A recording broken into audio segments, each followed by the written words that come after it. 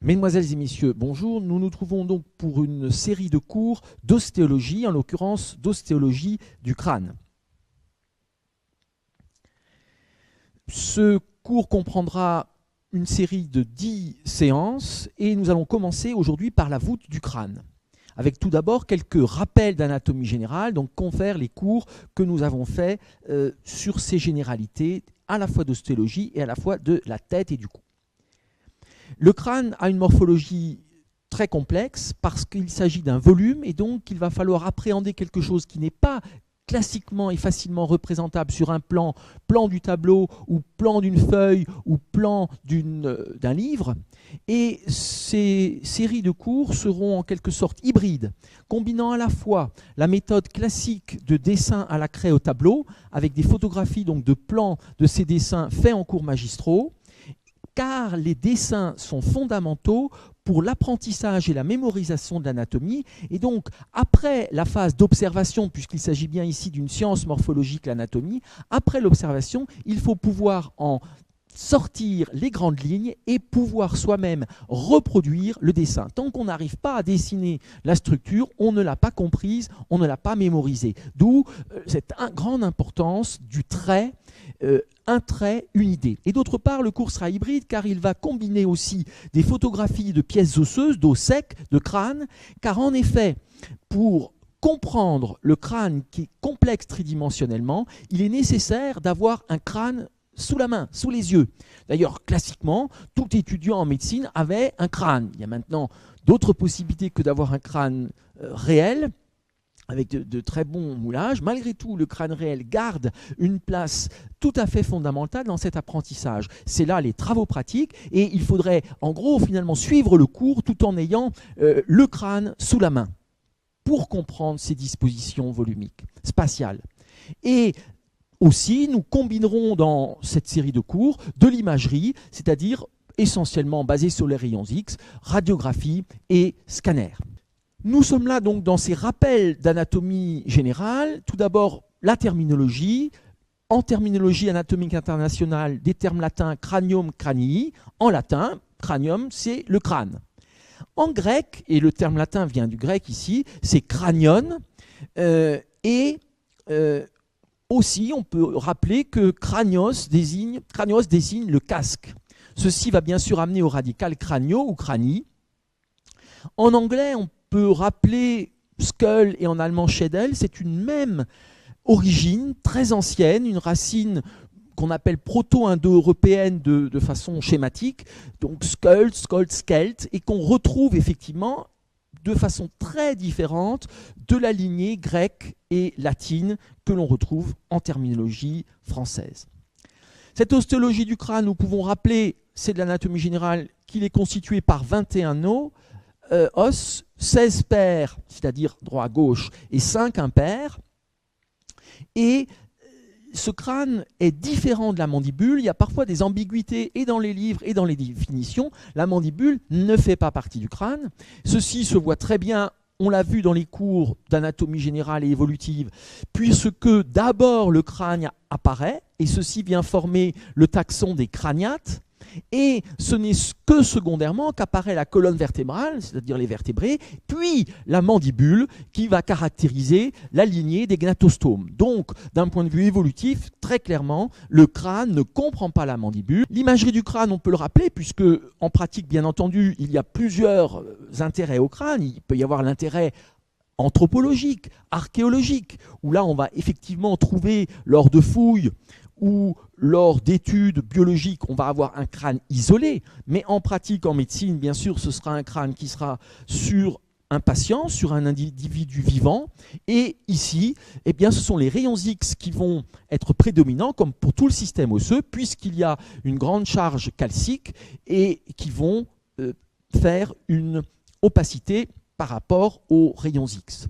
Je vous rappelle donc que les rayons X ont été découverts par Röntgen en 1895.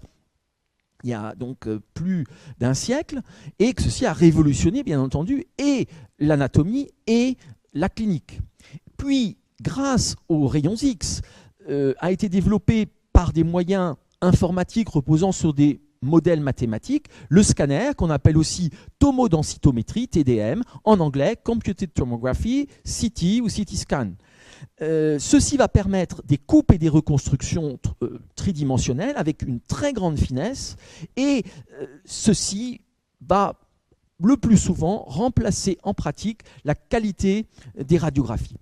Cette découverte du scanner a valu le prix Nobel à Hounsfield et Cormack en 1979. En IRM, bien sûr, on verra les os, mais la partie d'os compact, c'est-à-dire calcique, sera finalement en absence de signal, va apparaître en noir, et ce qu'on verra apparaître en IRM, surtout, eh bien, c'est la partie de la moelle osseuse qui est finalement très limitée au niveau des os du crâne, mais on verra juste cette couche de moelle qui apparaîtra en hypersignal. Puis il y a aussi bien sûr la scintigraphie osseuse en médecine nucléaire qui aura son intérêt pour notamment des localisations pathologiques.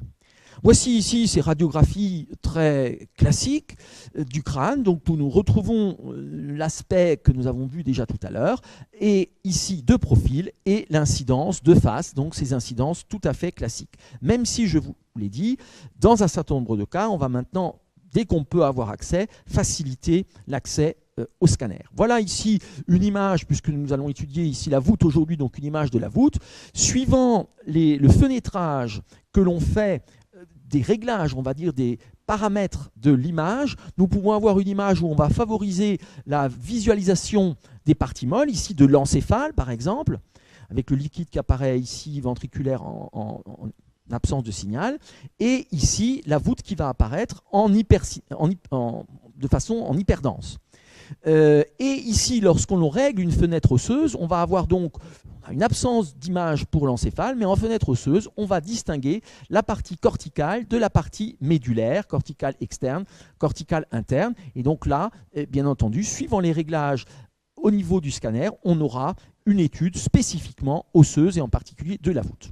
Les parties du crâne, toujours en rappel, il y a donc deux parties du crâne, le neurocrâne qui va correspondre à la voûte qu'on appelle aussi calvaria, et à la base, c'est finalement comme un œuf, un ellipsoïde qui vient entourer l'encéphale. Neuro, c'est la partie donc nerveuse, c'est l'encéphale, la partie du système nerveux central qui est dans le crâne. Puis, on trouve le splanchno-crâne qui va correspondre au massif facial. Splanchno, pourquoi? Car il va entourer les viscères, début des voies digestives, organes des sens pour certains, et début des voies aériennes. C'est le massif facial. Et enfin, nous l'avons dit, on rattache à cette étude, mais ce n'est pas justifié d'un point de vue phylogénétique et d'un point de vue biologique, on rattache la mandibule qui va être articulée avec le crâne. Le crâne, il y a 21 os et qui sont fusionnés, plus ou moins. En tout cas, il n'y a pas d'articulation mobile, alors que la mandibule va pouvoir être mobile, comme vous le voyez sur vous, pour mastiquer, et c'est l'articulation temporomandibulaire, ATM, que nous avons vu par ailleurs. Donc voilà ces différentes parties. Le neurocrâne, avec ici entouré en vert, donc c'est la partie nerveuse qui entoure l'encéphale. L'osplanchno-crâne, c'est la partie donc viscérale qui entoure les différents orifices des voies respiratoires, des voies digestives, l'orbite, et nous sommes là donc dans le massif facial de la face, et enfin la mandibule, sachant que et sur la partie faciale et sur la mandibule, nous trouvons des dents. L'ossification du crâne va se faire, comme pour tous les os, par des centres d'ossification. Nous avons aussi vu cela en anatomie générale. Il y a deux types d'ossification que nous allons trouver au niveau du crâne. La plupart des os des membres s'ossifient à partir d'ébauches cartilagineuses. Pareil pour la colonne vertébrale. Au niveau du crâne, il y a la particularité que pour la voûte que nous étudions aujourd'hui et pour la face, l'ossification sera principalement membraneuse, c'est-à-dire au sein de tissus fibreux, sans passer par un stade cartilagineux, et c'est ce qu'on appelle desmocrâne, desmo évoquant la partie fibreuse. Entre ces centres d'ossification fibreux, membraneux, nous trouvons des sutures, et c'est ce qui persistera à l'âge adulte, plus ou moins visibles, donc des sutures pour la voûte, pour la face. Pour la base du crâne, c'est une ossification cartilagineuse, donc comme pour des vertèbres. D'ailleurs, la base du crâne est considérée comme dérivant d'ébauche vertébrale. Et c'est là ce qu'on appelle le chondrocrâne. Chondro évoque bien sûr le cartilage. Et nous allons trouver ici les articulations entre les os qui seront des synchondroses, c'est-à-dire nous retrouvons la notion syn-fusion, chondrose, entre du cartilage. Pour la voûte du crâne, terminologie, le terme international scientifique pour la voûte du crâne, c'est calvaria, déclinaison calvariae. En latin, calvaria veut effectivement dire le crâne. Et nous avons des termes proches, calvus, calva, calvum, qui est l'adjectif, qui veut dire chauve, sans cheveux, lisse, dénudé, ce qui est effectivement le cas finalement de cette voûte du crâne, surtout sur un crâne isolé, et calviciens, qui est la calvitie. La calvitie, c'est le fait d'être chauve. Nous pouvons ici, d'un point de vue culture générale, rappeler que le calvarium est un nom de lieu, c'est le calvaire, étymologiquement c'est le lieu du crâne, et ceci est le lieu de la crucifixion, donc à Jérusalem, qui vient, Jésus-Christ, qui vient du grec Golgotha, qui lui-même vient de l'araméen. D'ailleurs, le terme Golgotha est utilisé encore aujourd'hui. Attention, en anatomie, le terme de calvarium, on a évoqué ici ce lieu classique de l'histoire, mais calvarium veut aussi dire, en anthropologie et en anatomie, un crâne partiel, c'est-à-dire un crâne que l'on trouve notamment lors de fouilles, sans la face, ou alors un crâne sans mandibule. Donc, calvaria, c'est la voûte, calvarium, c'est le neurocrâne, ou éventuellement le crâne sans mandibule. Et voici donc, nous allons étudier ici cette voûte du crâne, cette partie haute, puis nous verrons ensuite la base, puis nous verrons la face, puis nous verrons la mandibule. Voûte du crâne ou calvaria. Pour en voir la face interne, il faut obligatoirement couper le crâne, scier le crâne de façon horizontale, et ceci est quelque chose qui se fait de façon extrêmement ancienne. Ces os de la voûte du crâne sont des os de type plat. L'ossification est donc membraneuse, nous l'avons dit, c'est le desmocrâne. Et nous trouvons entre les os des sutures, c'est-à-dire des articulations classiquement dénommées immobiles. Structure des os de la voûte du crâne, nous arrivons ici bientôt vers la fin de ces généralités que nous avons déjà vues dans le cours détaillé d'anatomie générale. C'est pour ça que je vais vite. Eh bien, ce sont pour la voûte des os plats. Os plats, comme nous trouvons également au niveau de l'aile iliaque ou au niveau de la scapula. Nous allons trouver donc deux parties d'os compacts qu'on appelle au niveau du crâne la table externe, c'est-à-dire la couche compacte externe, et la table interne, qui est la couche donc d'os compact interne. Et entre, on trouve le diploé, en latin c'est le même terme, diploé, qui correspond à de l'os spongieux, aussi dénommé os trabéculaire. Simplement, le vocabulaire est différent. On pourrait dire os spongieux, simplement, au niveau du crâne, ça s'appelle diploé. Et dans cet os spongieux, il y a une particularité au niveau des os de la voûte. Il y a des canaux qui, je vous rappelle, canal, c'est un terme osseux, conduit, c'est un terme viscéral. Des canaux qu'on appelle les canaux diploïques, c'est-à-dire les canaux du diploé, qui vont contenir des veines diploïques. Nous en reparlerons par ailleurs. Voici ici un agrandi. Donc nous avons la table externe, la table interne, os compact, entre de l'os spongieux, le diploé, et il y a une couche fibreuse en dehors et une couche fibreuse en dedans, c'est le périoste. Le périoste externe prend le nom également de péricrâne, c'est un synonyme, et le périoste interne a la particularité d'être accolé à la durmère, qui est la couche périphérique méningée. Il y a trois couches, donc durmère, arachnoïde, pimère. La durmère, qui est la couche la plus épaisse et périphérique, est adhérente au périoste. Pour les sutures, nous allons trouver différents types de sutures, je vous le rappelle. Les sutures droites, c'est-à-dire qu'il y a un affrontement verticale entre les bords, et lorsque l'on regarde en vue superficielle, l'aspect peut être linéaire, plan, ou dentelé ou denticulé, suivant la complexité de la suture. Et puis il y a les sutures squameuses en biseau, et vous voyez que là, eh bien, il y a la partie, par exemple, externe ou interne, qui vient déborder sur l'autre côté. Il y a des variantes, c'est ce qu'on appelle les os suturaux.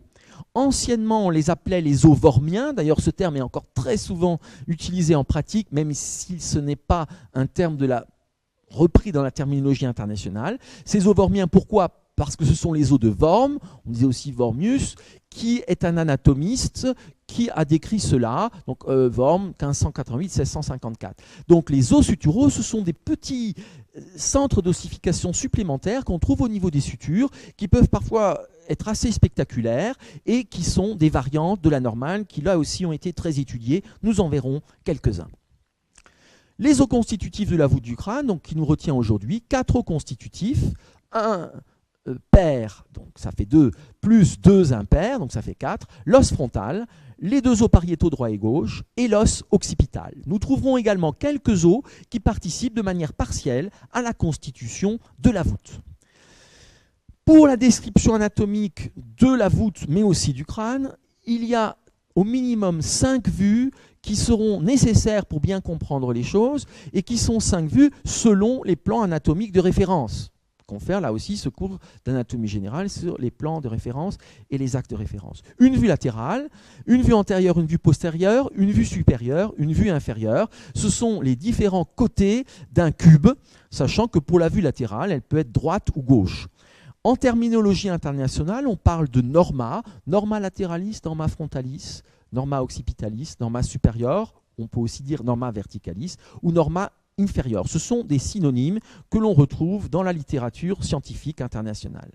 Pour compléter ces vues, donc, qui sont de l'observation directe sur un crâne, il y a aussi la nécessité d'utiliser l'anatomie sectionnelle, c'est-à-dire de faire des coupes pour mieux comprendre les structures. C'est quasiment toujours le cas quand c'est tridimensionnel. Bien sûr, quand c'est plan, il n'y a pas besoin de faire de coupe.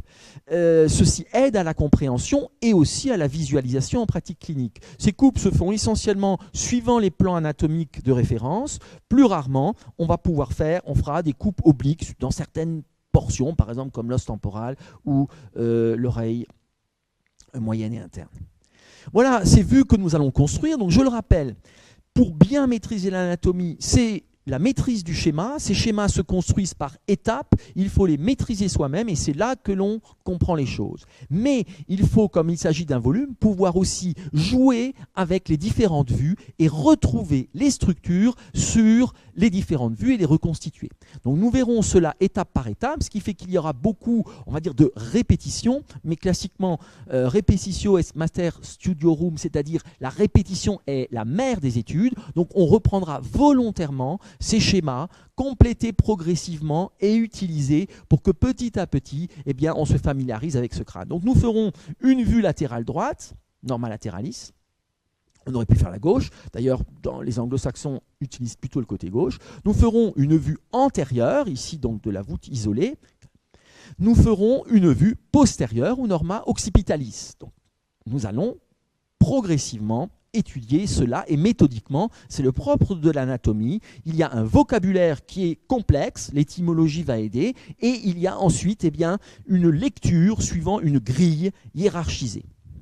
Nous ferons encore ici une vue supérieure, très classique, norma supérieure. Nous verrons la voûte après avoir scié le crâne, donc en vue endocrânienne. Premier os donc de la voûte, c'est l'os frontal. Os frontal, en latin os frontale, qui vient du latin frons frontis, qui veut dire le front. C'est l'os qui forme l'aspect du front, puisque la peau est finalement quasiment directement sur l'os. C'est un os impair, c'est-à-dire il est médian, mais nous verrons qu'il a la particularité d'être issu de 2 centres d'ossification, ce qui est très particulier, très spécifique.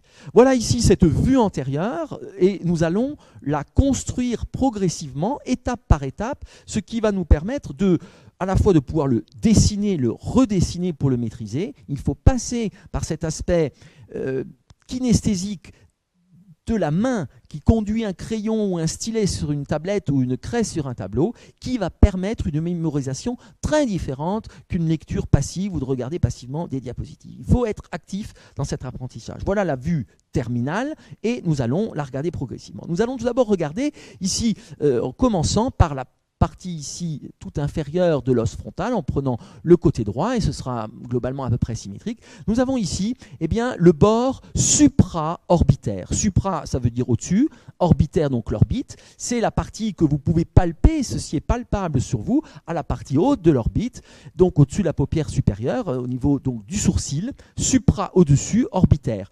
La terminologie internationale serait supra-orbital. Ça ne sonne pas très bien en français. Je vous ai quand même mis ici le terme cavité orbitale. Il faut peut-être s'y habituer progressivement et en tout cas savoir que c'est effectivement équivalent. Et donc voici ce bord supra-orbitaire sur lequel nous allons trouver vers le dedans une partie qu'on appelle la partie nasale, c'est-à-dire qu'elle va venir correspondre à la formation de la pyramide nasale, et nous le reverrons progressivement. Et puis de l'autre côté, nous avons un autre processus que l'on sent aussi sur la peau, qui est la partie latérale de l'orbite, qu'on appelle le processus zygomatique. Donc ces deux piliers, partie nasale avec l'épine nasale, et puis ce processus zygomatique, et vous pouvez palper l'ensemble sur vous. Là aussi, l'anatomie sur le vivant, l'anatomie palpatoire est essentielle dans l'apprentissage. Apprendre quelque chose de façon abstraite sur des dessins, a fortiori sur des dessins recopiés de façon un petit peu malencontreuse par certains, est bien sûr mission impossible. Il faut avoir un crâne, il faut voir un crâne, il faut utiliser l'imagerie, les radios, le scanner, et il faut utiliser bien sûr la palpation. Un certain nombre de choses se palpent et sont fondamentales dans l'examen clinique. C'est les bases anatomiques de l'examen clinique et de la sémiologie. Quand nous regardons ce bord supraorbitaire, nous voyons qu'il y a le plus souvent deux petites encoches. On appelle ça incisures. Il se trouve que ces petites encoches peuvent être parfois fermées par un pont osseux. Dans ce cas-là, ça devient un orifice. Le terme savant d'orifice, c'est foramen. Donc c'est soit une incisure, soit par le petit ligament qui est au-dessus qui s'ossifie, un foramen, c'est-à-dire on va dire un trou. Mais le terme, c'est orifice ou foramen. Donc nous en trouvons deux, une vers le dedans du côté du nez, qu'on appelle l'incisure frontale, ou aussi foramen frontal lorsqu'il y a ici un orifice. Ce n'est plus une gouttière, mais bien un trou. Et plus vers le dehors, qui est le plus important peut-être des deux, c'est l'incisure supraorbitaire ou foramen supraorbitaire quand il est fermé par le pont ligamentaire ossifié ou fibreux ossifié. Alors, s'il y a bien sûr de telles traces, que ce soit des orifices ou des gouttières, c'est qu'il y a le passage d'éléments que nous reverrons bien entendu avec les différentes régions de la face. Et en l'occurrence, nous allons trouver en dedans le nerf supratrochléaire qui est accompagné par artères et veines supratrochléaires. Le nerf supratrochléaire, donc branche du trijumeau du 5-1. Et puis, nous trouvons le nerf supraorbitaire, aussi branche du trijumeau 5-1, et avec artères et veines supraorbitaires. Donc voilà ces deux pédicules vasculo-nerveux qui impriment leurs traces sur l'os. Et effectivement, c'est une particularité, c'est bien l'os au cours du développement, mais même au cours de la vie, qui s'adapte notamment aux vaisseaux et non pas l'inverse.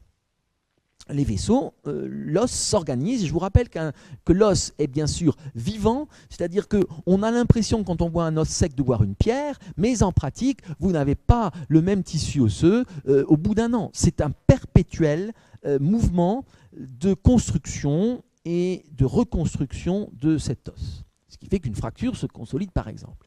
Quand nous poursuivons l'étude de l'os, maintenant nous voyons au-dessus une grande partie, une grande surface qui va correspondre à ce qu'on appelle l'écaille. Écaille, en latin, squama, donc ça va donner squameux comme adjectif. Cette écaille est vers l'arrière, nous trouvons le bord pariétal, vers l'arrière et le haut, le bord pariétal qui ici vient former, donc correspondra à une suture qui est dentelée ou denticulée, c'est-à-dire ce n'est pas linéaire, il y a tous ces aspects ici de dents dentelées ou denticulées, alors que le rebord ici supraorbitaire est tout à fait lisse. Cette écaille est fortement convexe vers l'avant, comme vous pouvez le voir, c'est ce qui donne la forme de la région. Lorsque l'on regarde à la partie basse de l'écaille, au-dessus du bord supraorbitaire, nous allons trouver sur la partie médiane, et vous pouvez le palper aussi sur vous, au-dessus de la racine du nez, cette région s'appelle la glabelle. La glabelle, c'est une région impaire et médiane, donc qui forme une bosse plus ou moins marquée suivant les personnes, donc glabelle. Et latéralement, la glabelle se poursuit de chaque côté par un relief plus ou moins marqué, qui est l'arcade sourcilière. Là aussi, c'est plus ou moins marqué, et également avec des différences dans les lignées évolutives. Vous avez tous vu ces crânes de néandertaliens où l'arcade sourcilière est extrêmement marquée, et c'est caractéristique. Lorsque l'on regarde l'écaille, on voit aussi qu'il y a la partie la plus convexe, la partie la plus sommitale que l'on palpe sous la peau, qui est ce qu'on appelle la bosse frontale ici, ou éminence frontale. Donc à droite et à gauche, nous représentons une moitié droite, comme ceci se fait classiquement, puisqu'il y a une quasi-symétrie. Personne n'est symétrique, mais une quasi-symétrie. Et lorsque nous regardons maintenant ici sur le côté, en arrière ici du processus zygomatique, nous trouvons une zone déprimée, c'est ce qu'on appelle une fosse, c'est la fosse temporale qui va correspondre à la région temporale et qui sera occupée par un muscle temporal, qui est un muscle masticateur. Et donc quand vous êtes dans cette fosse temporale sur le vivant et que vous contractez les mâchoires, c'est-à-dire que vous serrez les dents, eh bien, vous sentez non pas la fosse, mais vous sentez la fosse remplie par le muscle temporal qui se contracte.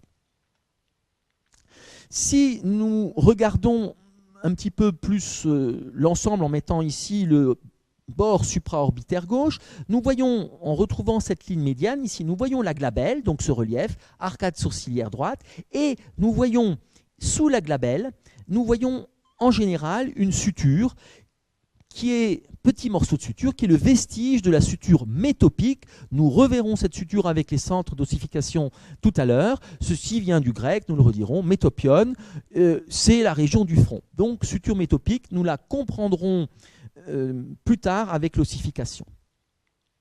Voilà donc cette vue antérieure complète de l'os frontal qu'il faut pouvoir maîtriser, reconstituer et bien sûr utiliser les mots-clés, le vocabulaire progressivement.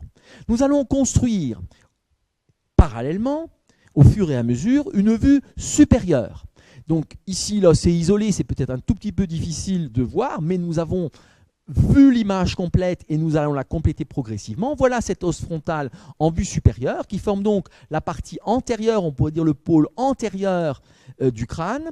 Et nous voyons ici cette écaille, c'est bien un os impair. Cette écaille, nous aurions là la région des bosses frontales et en arrière, nous avons ici eh bien, le bord pariétal qui va répondre à l'os pariétal comme nous le verrons.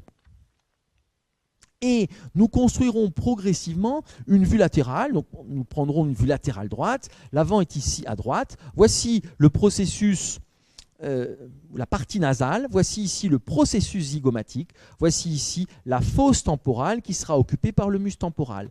Et toute cette région ici de l'écaille du frontal, avec la bosse frontale, est palpable sur le vivant et très visible puisque directement sous la peau, il n'y a qu'une fine couche fibreuse et de muscles possiers. Si l'on regarde sur des photographies de crâne, et ceci est bien sûr essentiel, même si une photographie est sur un angle donné et une vue donnée, nous n'avons pas directement la notion de volume, voilà cet os frontal à la partie antérieure du crâne. Et sur la vue de profil, voici ici l'os frontal également, voilà la région de la bosse frontale, région de la glabelle, arcade sourcilière, et ici le processus zygomatique. L'os frontal a la particularité d'être pneumatisé. Cette pneumatisation débute après la naissance, en général vers 3-4 ans, et va augmenter jusqu'à l'âge adulte. Ce sont des cavités aériennes qui naissent à partir des fosses nasales, donc progressivement. C'est ce qu'on appelle les sinus paranasaux, voir le cours d'anatomie générale et puis le cours que nous ferons sur les fosses nasales dans le cadre de l'ostéologie. Cette pneumatisation va amener donc à ce qu'on appelle des os pneumatiques, c'est-à-dire qui contiennent une partie d'air ou de gaz et donc des cavités aériennes.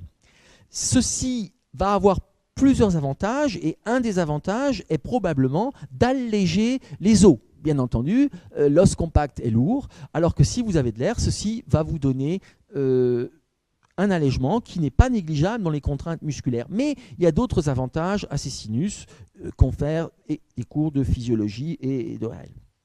Ce qui est intéressant, c'est qu'il existe une très grande variabilité individuelle, à la fois de taille, de forme, de cloison, et souvent en plus avec une asymétrie entre le sinus droit et le sinus gauche. On dit souvent le sinus frontal. Non, il y a bien un sinus droit et un sinus gauche qui naissent chacun d'une des cavités nasales. Donc très grande variabilité à tel point qu'on a dit que personne n'avait la même forme de sinus frontaux et donc que cela pouvait être utilisé comme un marqueur biométrique, un peu comme on pourrait le faire pour les empreintes digitales ou pour les couleurs de l'iris. Donc c'est une particularité, cette variabilité. Alors un certain nombre de personnes n'ont pas de sinus frontaux. On va prendre un côté, je vous ai dit, il y a donc un droit, un gauche, on prend un côté et il y a une corrélation entre la taille et la forme des deux côtés, mais qui n'est pas absolue. Donc pas de sinus frontaux, ça existe et les gens, c'est une découverte fortuite, les gens ne sont pas gênés, en tout cas ils font déjà pas de sinusite frontale. Aplasie, ça varie suivant les populations, c'est environ entre 1 et 5%, on va dire 3% de gens qui n'ont pas de sinus, soit d'un côté, soit des deux. L'hypoplasie, hypo ça veut dire un petit peu, c'est peu développé. Alors pour faire simple, nous avions décrit une méthode, c'est de tracer une ligne ici horizontale qui passe par le sommet des cavités orbitales ou orbitaires, et ça veut dire que le sinus reste en dessous. Hypoplasie, c'est un petit sinus, et il est rare qu'il y ait une aplasie, une absence des deux côtés. On a souvent une aplasie d'un côté et une hypoplasie de l'autre. Puis, nous avons le type moyen ou normal, et nous pouvons, normal entre guillemets, normal veut dire au sens justement de la norme par rapport à la moyenne d'une population en biologie, et on peut considérer qu'un sinus est moyen quand il ne dépasse pas la ligne verticale qui passe par le milieu de l'orbite. Donc quand on ne dépasse pas ici cette ligne, on a un sinus moyen. Donc à droite et à gauche, ça peut être différent. Et l'hyperplasie, hyper donc développement exagéré, l'hyperplasie c'est quand on dépasse cette ligne du milieu de l'orbite, et l'hyperplasie peut aller dans la totalité de l'os frontal et même gagner des os voisins et en particulier le pariétal. Donc cette hyperplasie est elle aussi très rare comme était l'aplasie. Le type moyen, normal, est le plus fréquent. Ces sinus vont se voir en radiographie puisqu'ils contiennent de l'air, ils n'auront pas la même opacité par rapport aux rayons X, donc bien entendu on va les voir, et un sinus normal ayant de l'air est visible. À partir du moment où il y aura une sinusite, eh bien, il y aura une opacité sinusienne. Donc là, ce sont des sinus normaux. Vous voyez qu'il y a là une asymétrie entre le côté droit et le côté gauche. Il y a des cloisons, donc ça peut être plus ou moins compliqué. Ce sont ici des sinus de taille moyenne. Et vous voyez qu'il y a là donc la cloison qui entoure le sinus. On est bien dans l'os frontal ici. On voit ici de l'air parce qu'on est en tangentiel et qu'on a une partie horizontale. Et quand un sinus est normal, il a globalement à peu près la même opacité que la cavité orbitaire qui, elle, est remplie notamment par de la graisse. Donc voilà des sinus normaux. Et on a développé, je vous l'ai dit maintenant, on va éventuellement privilégier le scanner en premier lieu.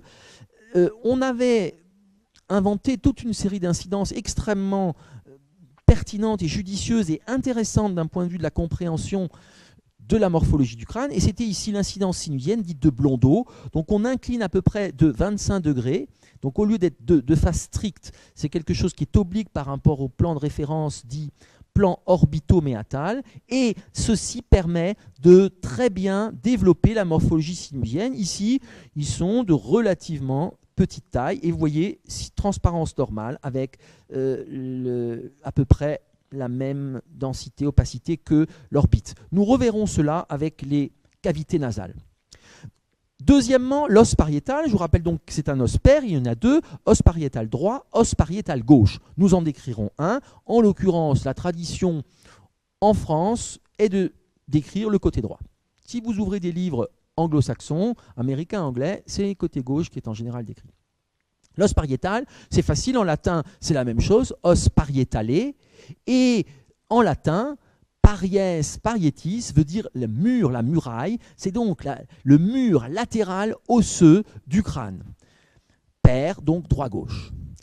Nous allons voir et construire donc progressivement cette vue latérale comme nous l'avons fait pour l'os frontal, vue latérale droite, puisque comme c'est un os qui est sur le côté, c'est la vue latérale qui sera la plus intéressante, alors que pour le frontal, c'était la vue antérieure.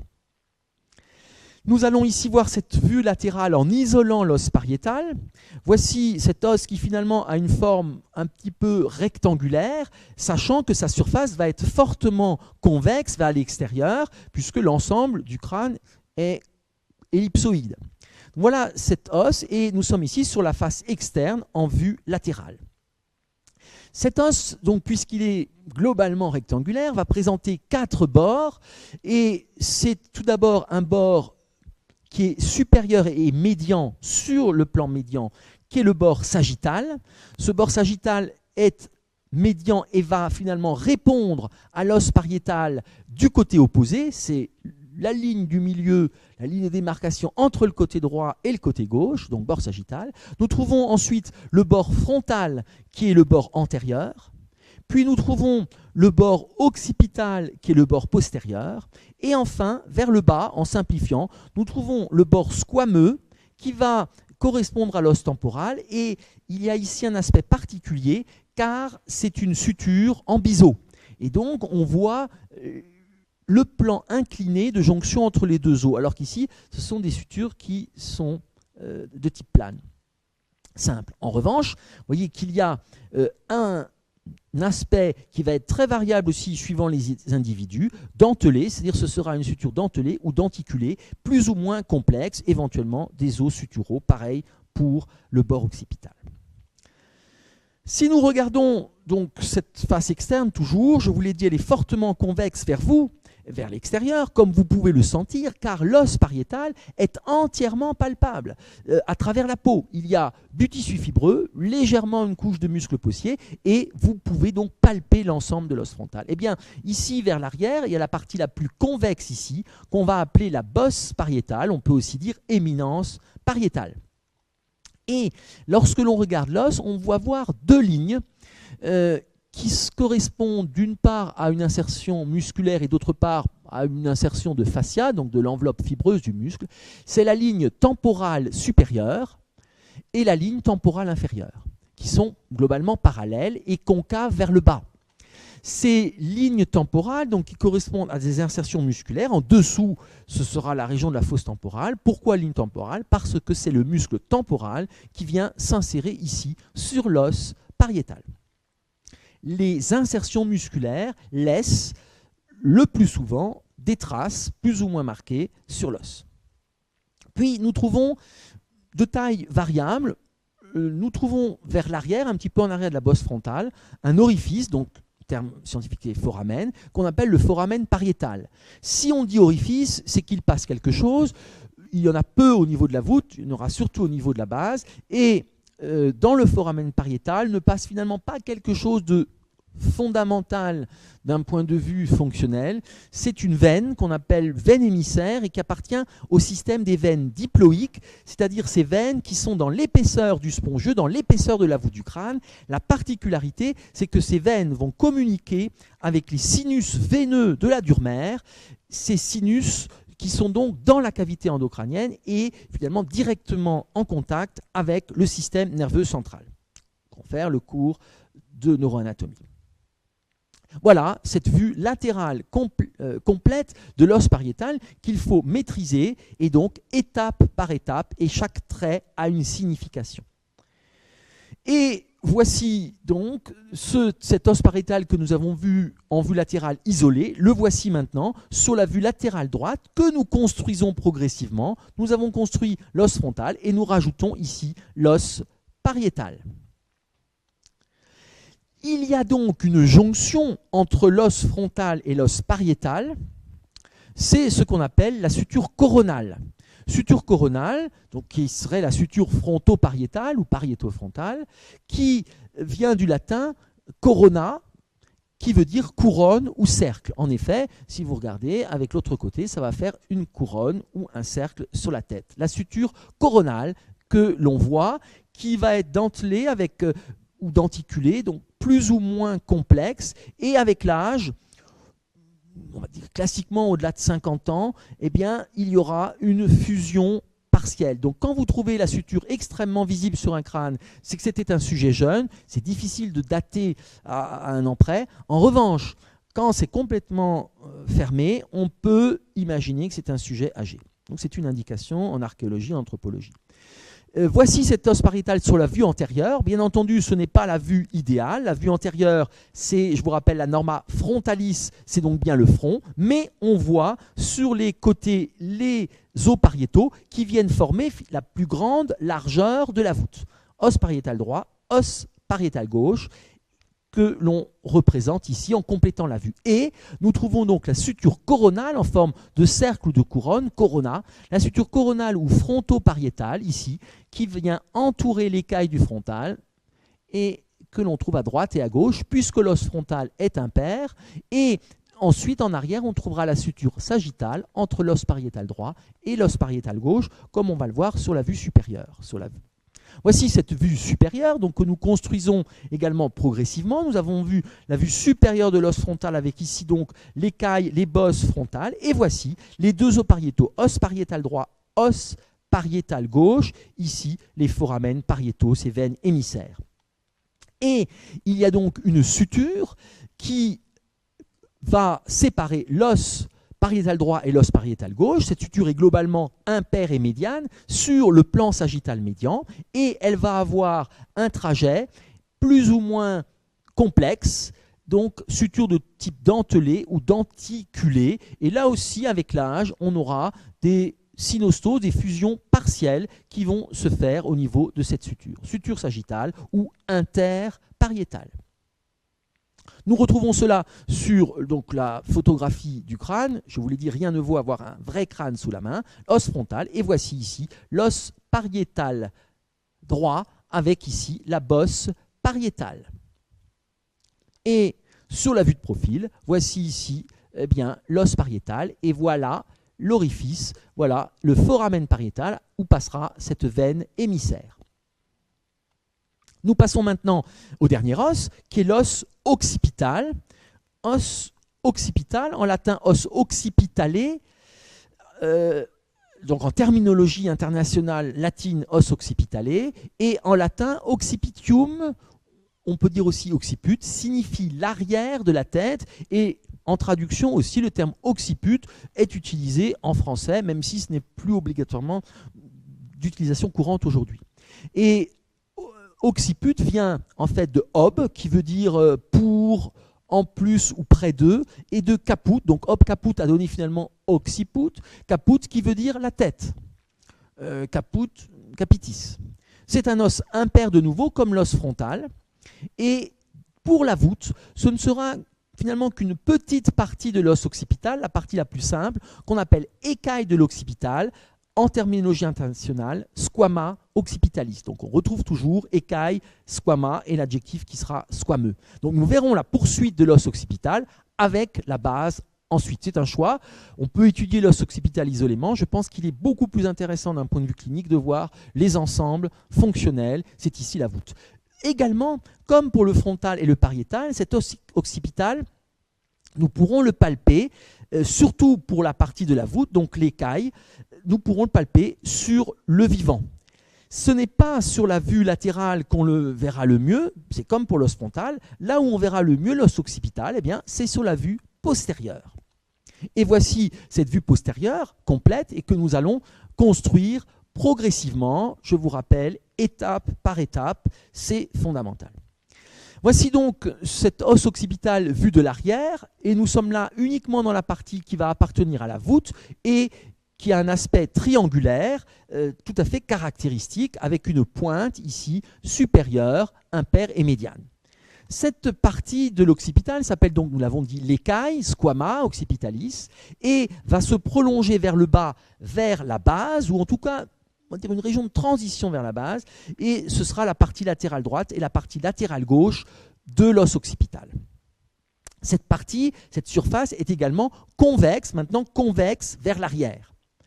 Nous allons trouver dans la partie de l'écaille, donc dans cette partie de l'os occipital qui appartient à la voûte, deux bords. Nous allons trouver le bord lambdoïdien, nous verrons pourquoi lambdoïdien tout à l'heure, mais on a ici cette forme de V, et si on complète par la suture sagittale, on a un Y inversé, c'est-à-dire un lambda. Et ici un petit bord mastoïdien, qui viendra répondre à une partie de l'os temporal, qui est la partie mastoïdienne. Nous reverrons cela avec la base, nous sommes là à la jonction entre les deux. Nous voyons à la partie basse de l'écaille une région qui est impaire et médiane en relief, qu'on appelle la protubérance occipitale externe.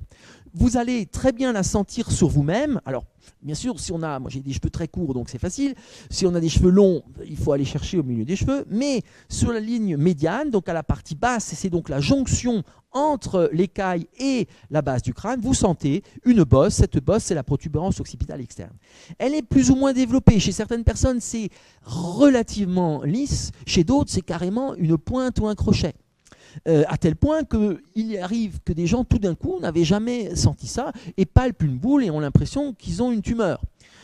C'est une simple variante de la normale. Donc la situation va évoquer directement cette protubérance occipitale externe. C'est aussi une région qui est parfois un peu redoutée des coiffeurs quand on a des coupes courtes, quand on a les cheveux courts, car en passant dessus avec le rasoir électrique ou les ciseaux, eh bien, comme on n'est pas sur le même relief, on peut faire un trou à ce niveau-là en coupant les cheveux plus courts. Donc voilà, protubérance occipitale externe qui est un repère très intéressant de l'exploration du crâne et cette jonction. Et en dessous, nous trouverons les muscles de la nuque, comme nous le redirons. Puis, sur les côtés, de chaque côté, à droite et à gauche, partant de la protubérance occipitale externe, nous voyons une ligne qui est relativement nette, nous en reparlerons, et cette ligne correspond à ce qu'on appelle la ligne nucale supérieure. Nucale va donc correspondre à la nuque, c'est le départ de la nuque et du cou, on est déjà finalement sous le crâne, et nous trouverons là des insertions musculaires dont nous reparlerons. Il y a aussi une petite subtilité, il y a en fait deux lignes, la ligne nucale supérieure et la ligne nucale suprême. Ce sont deux lignes, mais qu'on peut assimiler, on va dire, en première approximation. Et voici donc cette écaille de l'occipital que nous plaçons sur cette vue postérieure, donc avec ses constructions en étapes successives. Voilà l'écaille de l'occipital et voici les deux os pariétaux droit et gauche séparés par la suture sagittale. Vue postérieure que nous construisons progressivement. Nous avons rempli ici les surfaces des os pariétaux, donc le dessin se remplit petit à petit et nous voyons entre les os pariétaux droit et gauche et l'os occipital une suture, ici donc en forme de V renversée, qu'on appelle la suture lambdoïde. Pourquoi?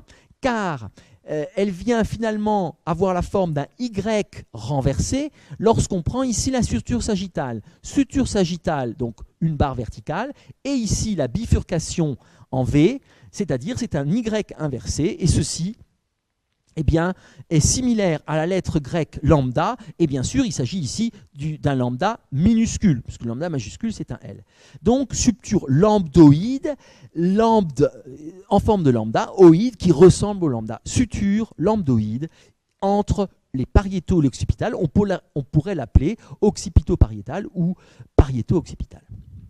Et ici, c'est une jonction avec ce que nous verrons avec la base, mais pour replacer un tout petit peu dans son ensemble, nous avons vu donc ici ce qui appartenait à l'écaille et à la voûte, puis nous représentons ici les deux parties latérales droite et gauche. Nous voyons donc la protubérance occipitale externe, la ligne nucale supérieure et suprême, et ici je représente cette région juste en dessous qui est la transition finalement entre la voûte et la base. Nous la considérons comme appartenant à la base, et nous trouvons une deuxième ligne qui est la ligne nucale inférieure et la base proprement dite. C'est ici un plan un peu incliné à 45 degrés vers l'avant et vers le bas et l'avant, qui est irrégulière et qui correspond à des insertions musculaires. Ce sont les puissants muscles de la nuque qui s'insèrent ici. Nous en reparlerons aussi, et avec la myologie. Puis plus bas, nous voyons ici la base, nous en reparlerons. Nous allons toujours progressivement maintenant compléter cette vue supérieure, en norma supérieure. Voici frontal, les deux pariétaux, et voici ici, en vue supérieure, la pointe, on va dire, de l'écaille de l'occipital, caractéristique.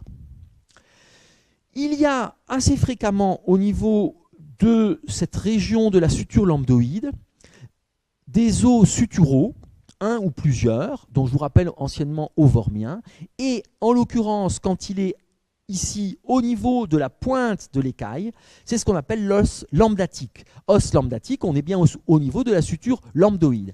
Cet os lambdatique, ici, le cas que je vous présente est tout à fait exceptionnel. Vous voyez, c'est-à-dire qu'il est très gros et très visible. Vous voyez ici la suture sagittale entre les deux os pariétaux. Vous voyez ici les deux foramens pariétaux, veine émissaire.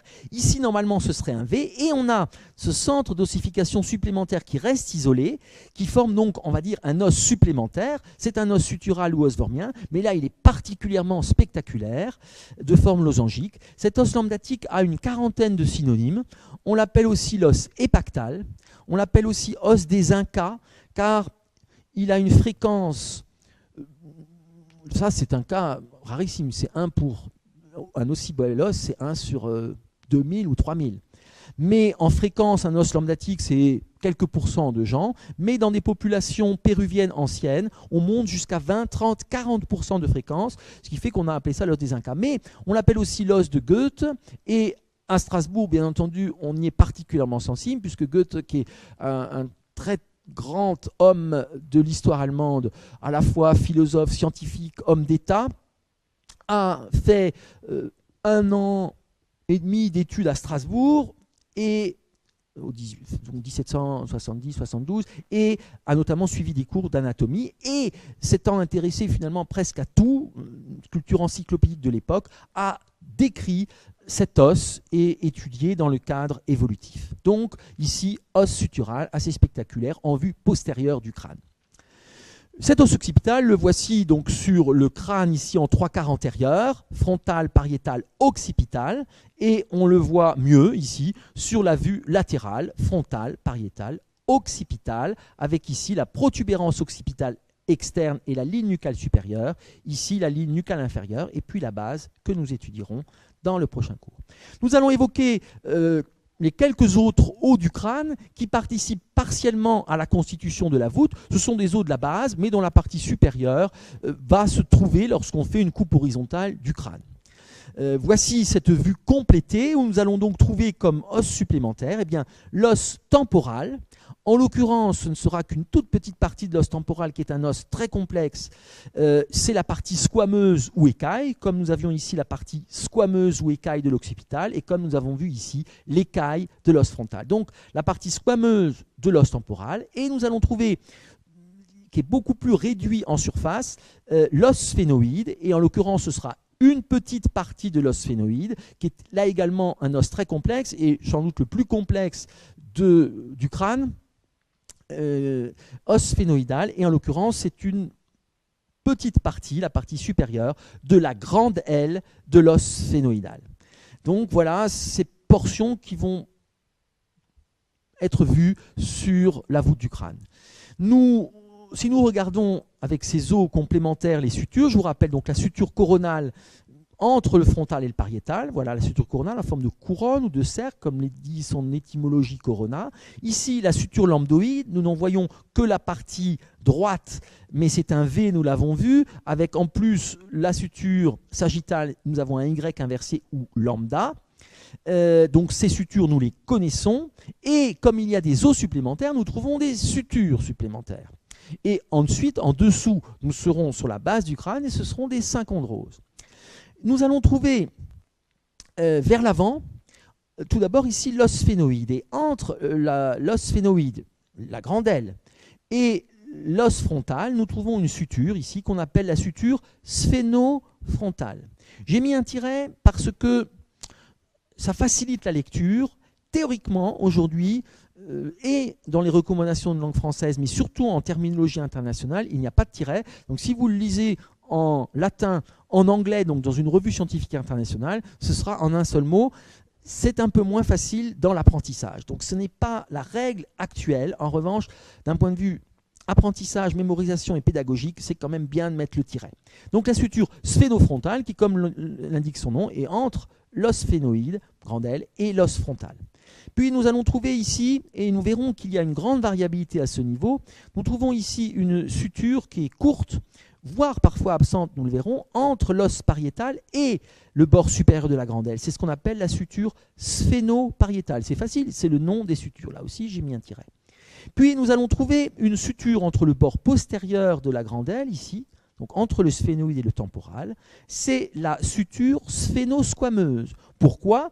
On aurait pu l'appeler sphénotemporale, parce qu'ici, nous sommes bien sur l'écaille de l'os temporal, et donc, ici, suture sphénosquameuse. Puis, nous avons ici cette partie qui est convexe vers le haut de l'écaille du temporal, qu'on appelle la suture squameuse. Elle est en fait entre le pariétal et le temporal.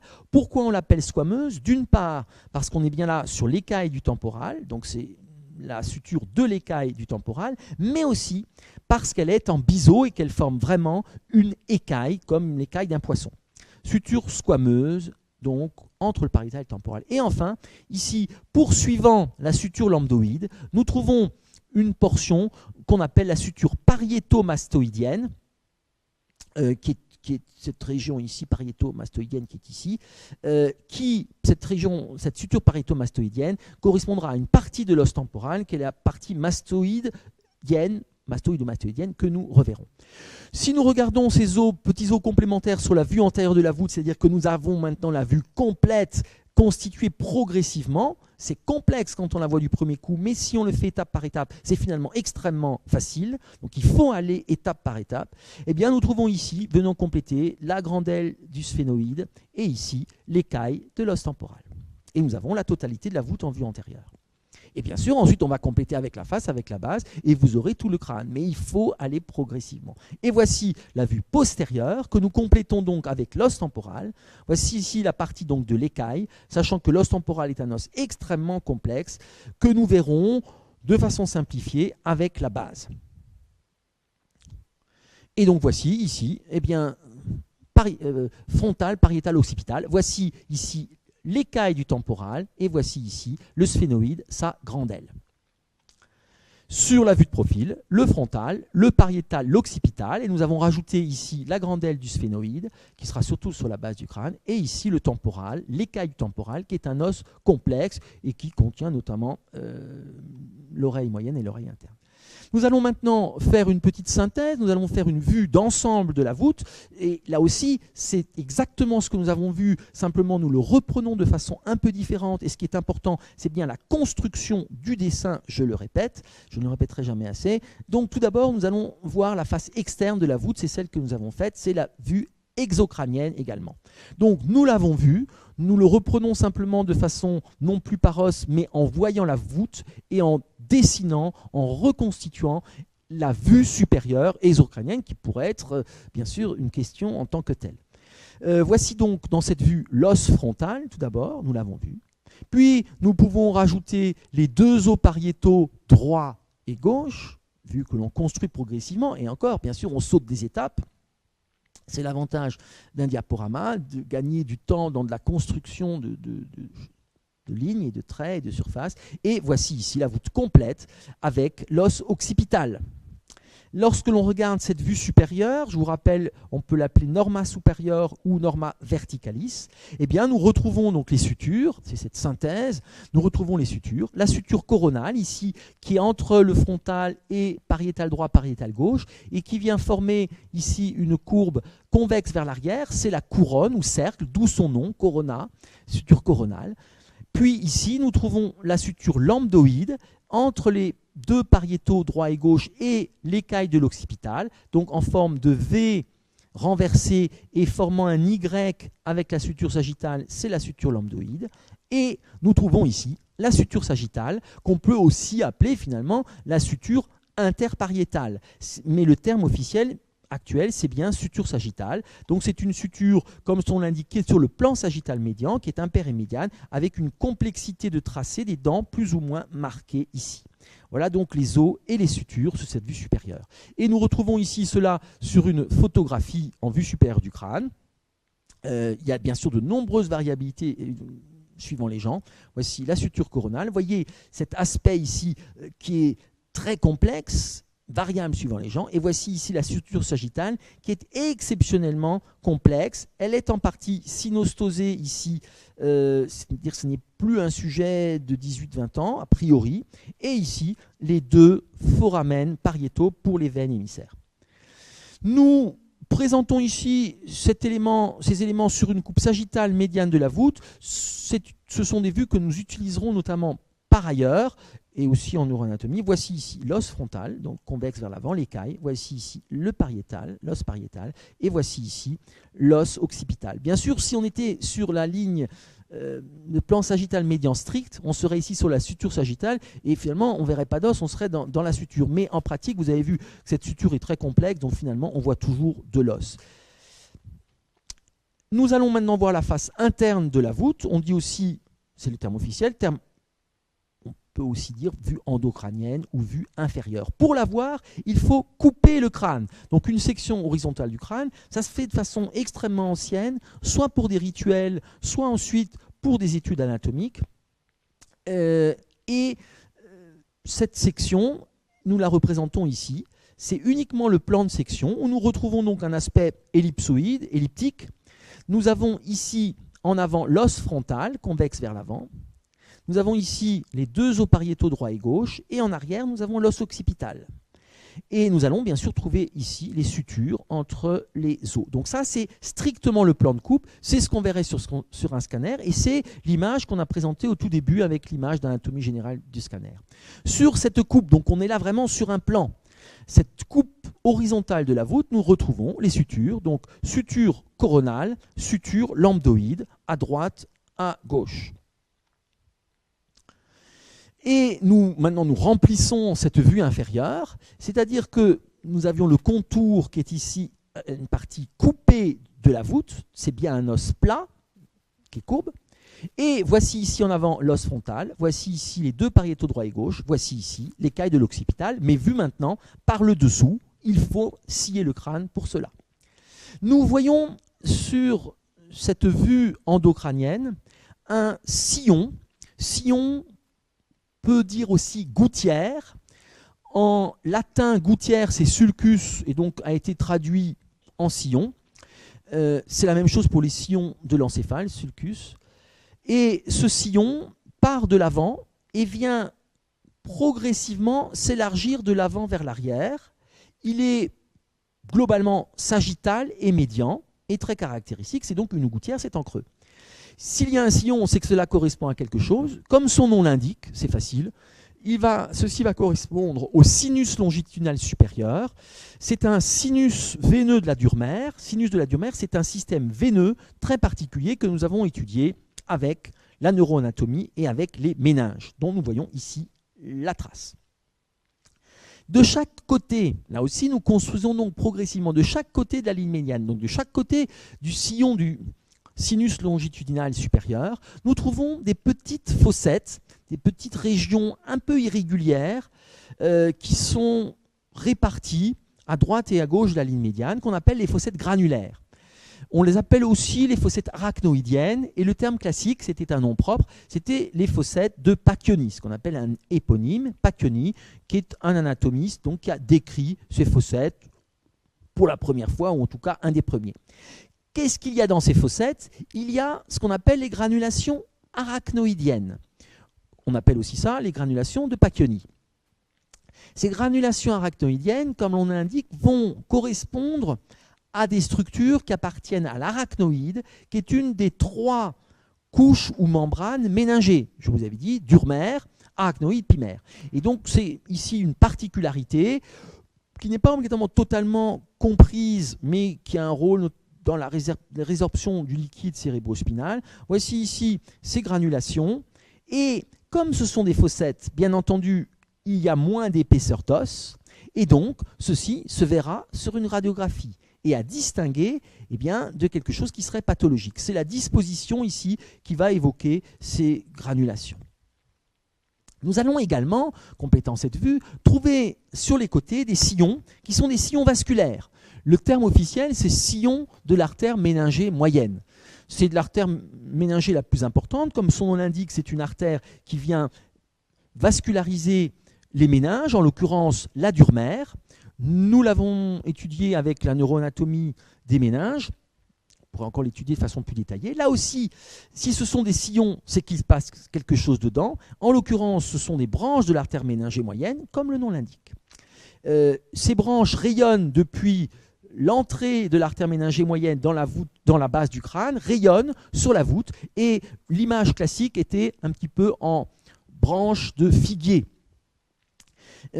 Comme ce sont des sillons, là aussi l'épaisseur est moindre de la voûte, et donc ces sillons vont se voir sur une radiographie, puisque ce sera un petit peu moins dense à ce niveau, donc on peut suivre ces artères. Ce qui est intéressant, c'est que ce sont des sillons vasculaires, et je vous rappelle, ce sont bien les vaisseaux qui marquent leurs traces sur l'os et non pas l'inverse. Ceci parce que l'os se constitue autour des vaisseaux, et en particulier, il y a un aspect pulsatile dans les artères.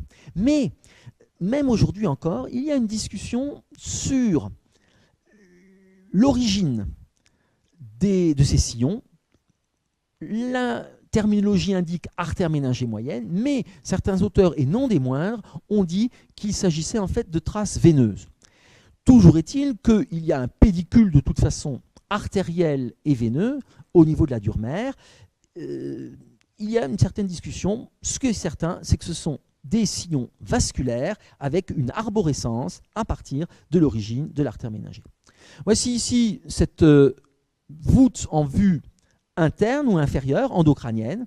Nous avons ici donc le pourtour, l'os frontal en avant, l'os pariétal sur le côté, l'os occipital en arrière. Nous voyons ici la suture coronale qui est en partie fusionnée ici parce que c'est quelqu'un déjà sans doute plus âgé qu'un jeune adulte. Et nous voyons ici l'extrémité supérieure de la suture lambdoïde avec donc l'aspect en V ici supérieur. Voici la suture sagittale. Nous voyons ici, partant de l'avant, voilà la gouttière ici. On la voit moins ici pour des questions d'éclairage et d'ombrage. Voilà la gouttière, ici on la voit bien, la gouttière du sinus longitudinal supérieur. Et elle va aller ici jusqu'en arrière. Puis sur les côtés, on voit ici ces fossettes qui sont les fossettes donc arachnoïdiennes ou fossettes de Pacchioni. Et enfin, nous trouvons ici les ramifications de l'artère méningée, les sillons de l'artère méningée moyenne, en tout cas sillons vasculaires ici, caractéristiques qui marquent leur empreinte. Et voici donc cette voûte en vue exocrânienne, en vue endocrânienne, la calvaria que nous avions comme thème aujourd'hui. Nous allons terminer par quelques petits points. Tout d'abord, ossification de la voûte du crâne, ce sera relativement simple. Nous allons regarder un fœtus à terme ou nouveau-né, finalement, c'est qu'une affaire de jours. Fœtus à terme, juste avant l'accouchement, et nous voyons qu'il y aura plusieurs centres d'ossification, et entre des zones qui seront fibreuses, qui vont permettre une plasticité, une élasticité, en particulier lors de l'accouchement. Le fait qu'il y ait différents centres, la filière obstétricale humaine est très réduite par rapport à la taille du crâne. Ceci parce qu'il y a un développement important du cerveau, et donc ça passe tout juste, contrairement à beaucoup d'autres espèces, et au moment de l'accouchement, il peut même y avoir un chevauchement, une superposition entre les os droit et gauche. Donc ceci est bien sûr très important dans un accouchement normal. Dans ces centres d'ossification, il y a bien sûr, nous allons trouver un centre par os, mais la particularité, on l'avait déjà évoqué, c'est que pour l'os frontal, il y a deux centres d'ossification, un droit et un gauche. Il y a un seul os chez l'adulte, alors que vous voyez que pour l'os occipital, il y a aussi une écaille, mais il n'y a qu'un seul centre. Donc c'est vraiment une particularité, et il y aura donc ici deux centres qui vont permettre une grande souplesse également en avant. Donc au centre, nous font deux centres frontaux, droit et gauche, les deux centres pariétaux, droit et gauche, et le centre occipital de l'écaille. Entre les centres d'ossification, puisque nous sommes là dans le desmocrâne, dans la voûte, dans une ossification de type fibreuse, ces centres, qui au départ sont petits, viennent progressivement atteindre leur taille ici chez le fœtus. Avant, c'est purement fibreux.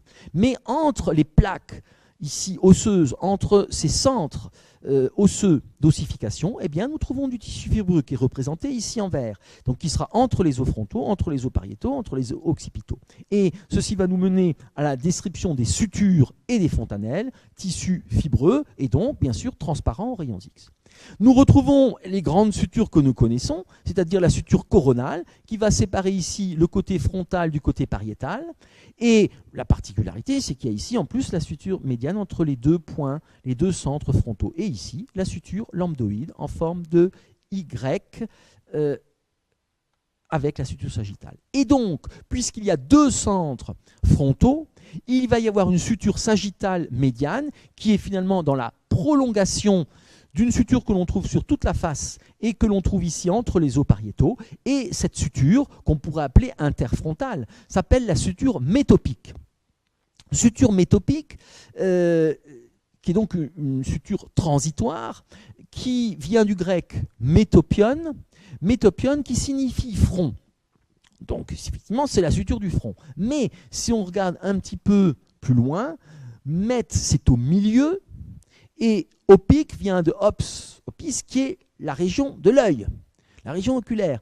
Ce qui fait que nous avons là quelque chose qui signifie aussi le front, mais qui signifie aussi entre les deux yeux, c'est-à-dire qu'on est au milieu, entre les deux cavités orbitaires, au-dessus.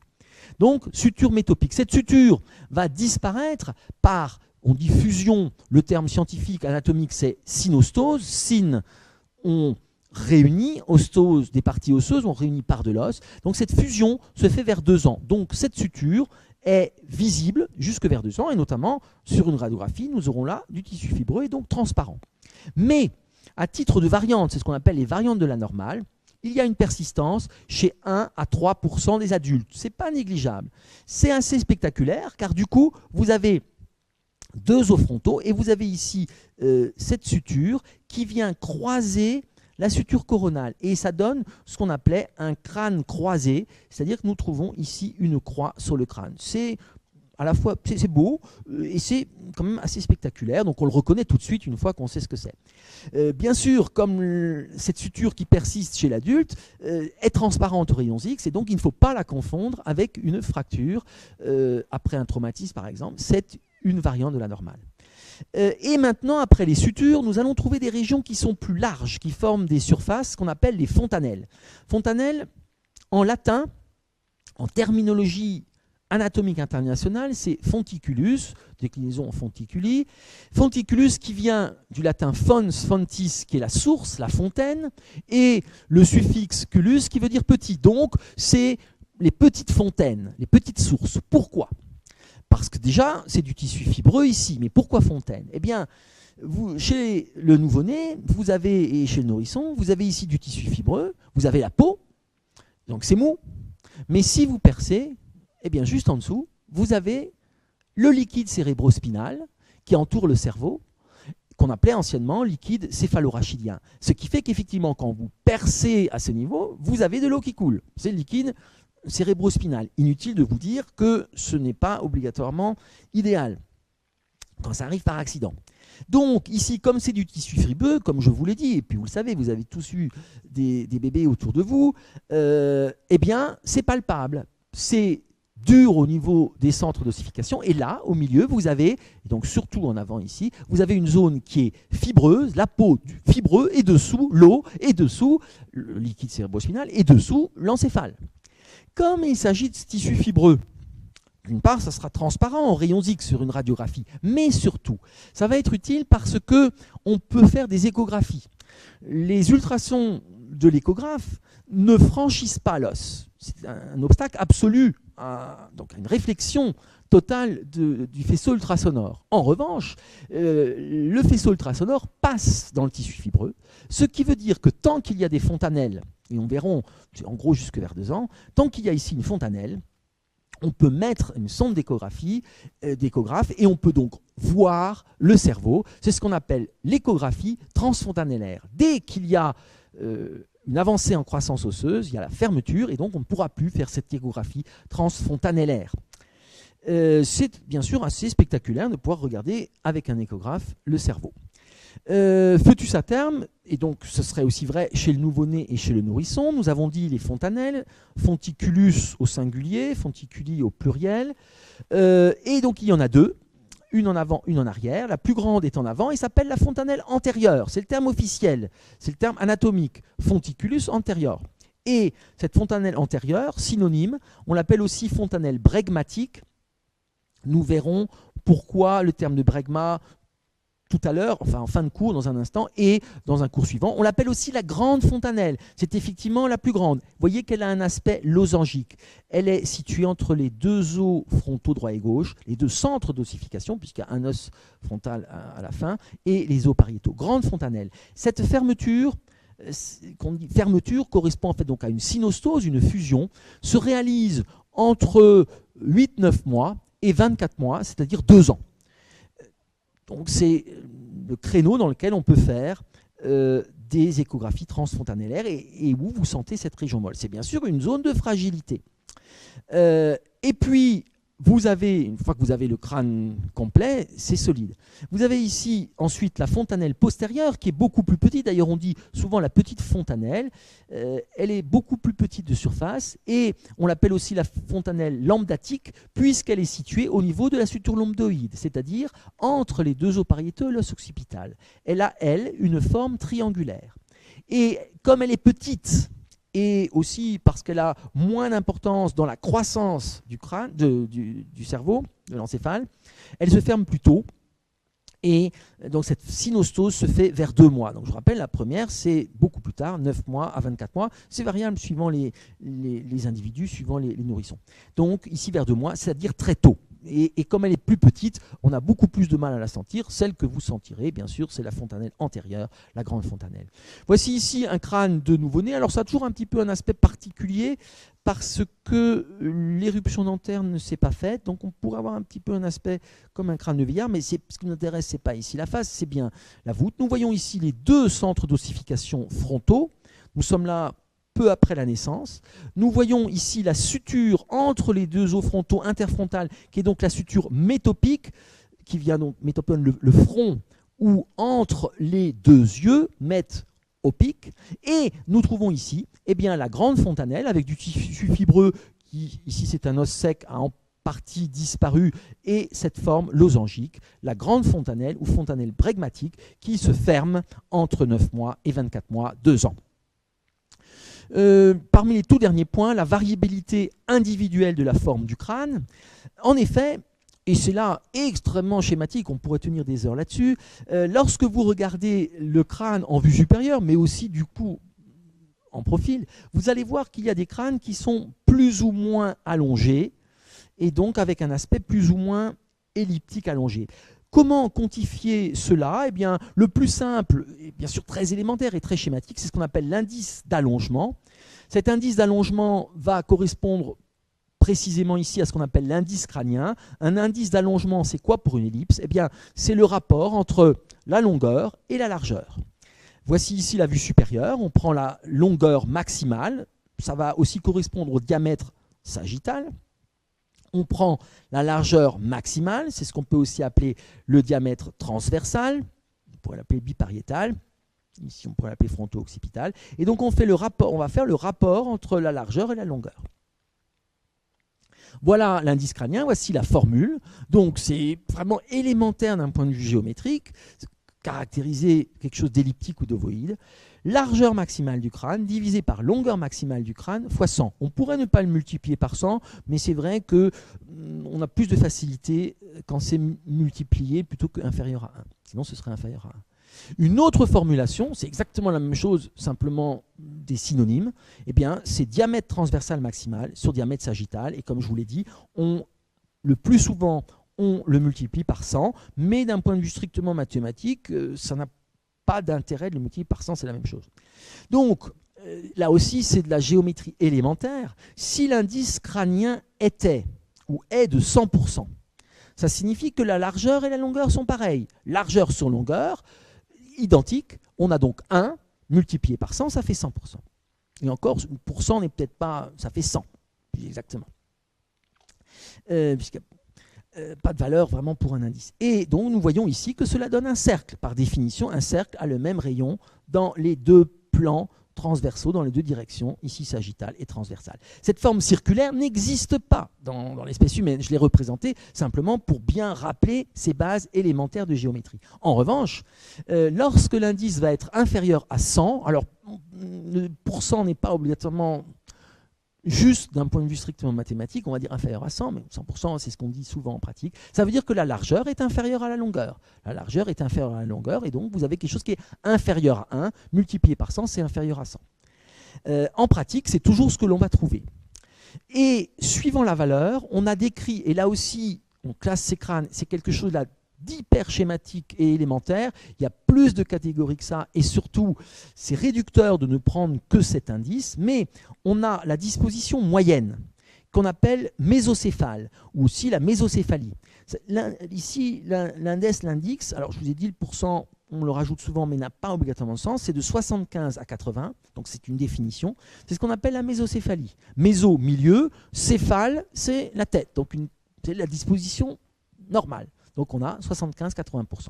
Et puis, vous avez certaines personnes où on l'a représenté à la même taille, mais donc où en proportion, la largeur est plus grande. C'est un crâne qui est court et de profil, et donc on voit également cet aspect court. C'est ce qu'on appelle brachycéphale. Brachy, ça veut dire court. On l'utilise dans beaucoup de termes en médecine, par exemple la brachyphalangie, une phalange qui est courte. Brachycéphale, le crâne est court en vue supérieure, en vue latérale, et donc avec un indice supérieur à 80. Et inversement, nous avons des gens qui ont un crâne extrêmement allongé, qu'on appelle la dolicocéphalie, et nous sommes là, par définition, inférieur à 75. 75% que l'on peut utiliser de façon un tout petit peu donc incorrecte, on l'a dit, d'un point de vue mathématique. Et là, ce qui est très intéressant, c'est qu'il y a à la fois des caractères, des origines génétiques, et des facteurs externes qui vont jouer aussi comme l'alimentation, mais c'est très intéressant d'un point de vue évolutif, car on voit au fil des siècles et des millénaires une origine qui est un crâne plutôt dolicocéphale, dans la préhistoire par exemple, en schématisant, et puis au Moyen-Âge, il y a une brachycéphalisation, et on peut suivre les trajets des populations au sein des différents continents et au sein de l'Europe, avec donc l'arrivée de populations brachycéphales, et puis donc on a bien sûr les mésocéphales. Et aujourd'hui, nous sommes revenus à une phase qu'on peut appeler de débrachycéphalisation, c'est-à-dire qu'on retrouve beaucoup plus de crânes dolicocéphales qu'on en trouvait au Moyen-Âge. Pour terminer, et là il y aura un cours spécifique, donc je vais vite, c'est juste pour compléter ce point, il y aura font un cours spécifique là-dessus, c'est ce qu'on appelle les points craniométriques de la voûte du crâne, comme ça vous avez un ensemble complet. Ces points, ce sont des points de référence, on parle parfois de points homologues, qui ont une définition anatomique précise. Il y en aura deux catégories, ça permet de hiérarchiser les choses d'un point de vue plan, des points médians, sur le plan sagittal médian, la ligne sagittale médiane, et des points latéraux, et du coup ils seront pairs. Les points médians sont impairs, les points latéraux, un droit, un gauche, et globalement symétriques. L'utilisation, l'intérêt. Tout d'abord, nous allons voir qu'il y a une terminologie. Ce sont des termes particuliers et donc il faut maîtriser ces termes et éventuellement en comprendre l'origine. Ce sera un cours spécifique. D'autre part, ils vont être des points de repère, des points de référence en biométrie pour mesurer, pour comparer d'un point de vue biologique. Ensuite, ce sera très utilisé en anthropologie physique. L'anthropologie physique aura des applications en archéologie, en paléoanthropologie, en médecine légale. Et enfin, c'est utilisé en clinique dans ce qu'on appelle la céphalométrie. Céphalométrie, on mesure la tête, mesure-métrie. Céphalométrie qui est utilisée notamment en chirurgie maxillofaciale, en chirurgie dentaire, en orthodontie, beaucoup. Mais là, on vient dans des choses qui sont spécialisées, nous restons dans des choses très simples ici. Des points craniométriques médians, il y en a deux qui vont être faciles et évoqués déjà avec les fontanelles. Nous trouvons un point qui correspond à l'intersection entre la suture coronale et la suture sagittale. Ce point, c'est le bregma. Nous reverrons l'étymologie et tout ça ultérieurement. Et ici, nous avons un point qui est déterminé par la jonction entre la suture sagittale et la suture lambdoïde, c'est le lambda. Bregma, lambda, point craniométrique médian. Facile. Nous retrouvons ces deux points sur la vue latérale droite du crâne, bregma, jonction entre la suture coronale et ici la suture sagittale. Lambda, jonction entre la suture lambdoïde et la suture sagittale. Bregma, lambda. Fontanelle bregmatique, fontanelle lambdatique. Nous pouvons rajouter quelques points médians supplémentaires. En avant ici, nous avons un point, on utilise en général le terme latin qui est la glabella, et ce terme correspond donc à glabelle. Nous avons vu que la glabelle était ce relief impair et médian ici, au-dessus de la racine du nez, entre les deux arcades sourcilières, la glabelle. Et puis, nous trouvons le vertex qui est plus difficile à définir de façon précise, mais qui correspond, on va dire, à une des parties les plus hautes, les plus sommitales de la voûte, de la convexité de la voûte. Le vertex, c'est la partie sommitale de cette convexité de la ligne sagittale médiane. Donc, de l'avant vers l'arrière, glabella, bregma, vertex, lambda. Des points craniométriques latéraux qui vont être droit et gauche. Nous allons regarder le côté droit. Donc ici, voilà ces points. Je vous ai dit, nous ferons un cours spécifique. Nous allons trouver le pterion, nous le redéfinirons, qui est dans cette région de jonction entre frontal, pariétal, sphénoïde et temporal. Nous en verrons quelques éléments de description dans un instant. Nous verrons l'eurion ici. L'eurion qui correspond globalement à la bosse frontale, c'est-à-dire à la partie la plus convexe de la plaque pariétale.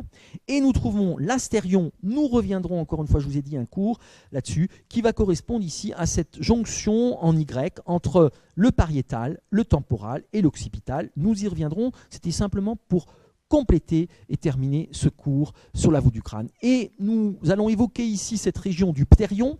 Donc nous l'avons dit, 4 os potentiels, frontal, pariétal, temporal, sphénoïde. Et ici un agrandi. Donc nous avons là la forme que nous avons dessinée tout au long de ce cours, on va dire qu'elle est la forme classique, la plus courante dans l'espèce humaine, et où on trouve ce qu'on appelle le type en H. Vous voyez la lettre H, une première barre ici, une deuxième barre ici, frontal, pariétal, temporal, sphénoïde. Temporal, c'est l'écaille, sphénoïde, c'est la partie supérieure de la grande aile. Et il y a donc un contact entre le pariétal et le sphénoïde. C'est ce que nous avions indiqué dans les sutures ici comme étant la suture sphéno-pariétale. Mais il existe une grande variabilité à la fois entre les espèces au cours de l'évolution, notamment chez les primates. Et donc c'est un caractère extrêmement utilisé. Et nous allons trouver là des dispositions différentes suivant les gens, et vous le verrez facilement. Il y a une disposition supplémentaire, c'est de trouver un os sutural à ce niveau, qu'on appellera donc un os ptérique. Eh bien, avec des pourcentages variables suivant les populations. Le type classique, on va dire le plus courant dans l'espèce humaine actuelle, donc en H, voilà le H, avec un contact pariéto-sphénoïdal. C'est la suture sphénopariétale. Et nous allons ensuite trouver un type qui est plus fréquent, notamment chez certains singes, qu'on appelle le type en I. Vous voyez ici que nous n'avons plus un H, nous avons un I, la lettre I ici. Et dans le type en I, nous n'avons plus de contact entre le pariétal et le sphénoïde, mais nous avons un contact entre le frontal et le temporal, type en I. Ceci est bien sûr conditionné par des facteurs génétiques, c'est-à-dire il va y avoir une transmission familiale, ceci étant notamment démontré, puisque certaines espèces n'ont que le type en I, d'autres n'ont que le type en H, et avec des fréquences variables. Et enfin, nous pouvons trouver un type qui est un peu plus rare, mais que l'on trouve aussi quand il y a un os sutural, un os surnuméraire, un os wormien à ce niveau, qui est une variante complémentaire. Eh bien, le type en X, vous voyez qu'on a ici la lettre X, eh bien, les 4 os se touchent par une pointe, et donc finalement, on a un contact ici sur un point, qui est vraiment le point du pterion, entre pariétal, temporal, sphénoïde. Donc, il faut rajouter la possibilité d'un os surnuméraire à ce niveau. Voici ici les 3 types, donc très utilisés en pratique, variante de la normale. Et ici, sur la photo latérale du crâne que nous avions vue agrandie, nous avons ici un pterion, donc de type classique. Nous avons bien la lettre H ici désignée, donc avec un contact entre le pariétal et le sphénoïde, et c'est ici la suture sphénopariétale. Je vous rappelle en avant, ce sera la suture sphénofrontale, en arrière, ce sera la suture sphénosquameuse, qui correspond au sphénoïde et au temporal. Voilà pour cette voûte du crâne, méthodiquement, progressivement. Bien sûr, on peut aller beaucoup plus vite en regardant schéma en essayant de l'apprendre. Là, c'est un outil de compréhension. Je vous remercie pour votre attention.